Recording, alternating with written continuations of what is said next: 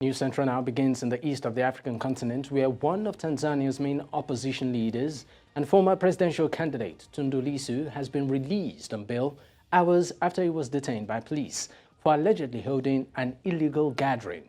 Lissu, the vice chairman of Tanzania's largest opposition party, CHADEMA, was arrested at a hotel along with other party leaders in northern Tanzania, Arusha region on Sunday.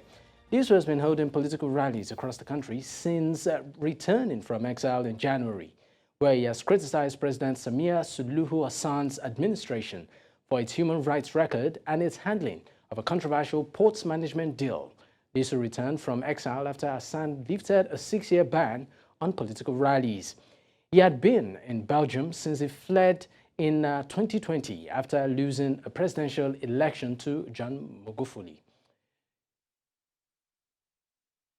Now joining me to speak more on this is Sheila, Mchamba, a member of Tanzania's main opposition party, CHADEMA. Thank you so much for your time. Thank you too.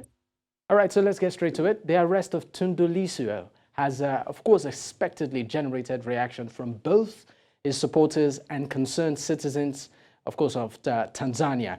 Has supporters described his arrest as an attempt to silence opposition? How do you react to this? I also agree with his supporters. It is actually the arresting of Tundu Lissu is trying to silence the opposition. Currently, Chama cha Demokrasia na Maendeleo CHADEMA has been going all over Tanzania, trying to educate its citizens on the importance of the new constitution.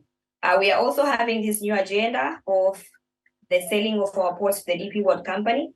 So at large, we have taken the mass. So the ruling party is quite afraid of what more we can do to our people.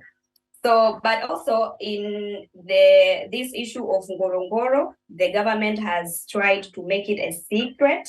So Lissu wanting to go and do political rally in Ngorongoro is a threat to the government.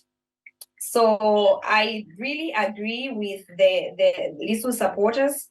It is at high trying to silence the opposition because we are doing the necessaries. All right, now, a clampdown on opposition members seems to be a common pattern in Tanzania, particularly during the election period, with cases of intimidation, harassment, and sometimes assault. Now, what does this portend for the country's democracy? The whole scenario portends that the country has no democracy. Democracy is quite a huge topic, but one among the factors of democracy is freedom of speech. When the other party is speaking, the other party should tolerate what the other party is speaking. But we have seen a different cause in Tanzania when the opposition tries to question the government. The impact is to get these cases. We have seen that to our chairperson, Freeman Adegboye. It has also happened to Lissu himself and several other opposition leaders. Apart from that, another factor for democracy is to give it to the many, giving it to many.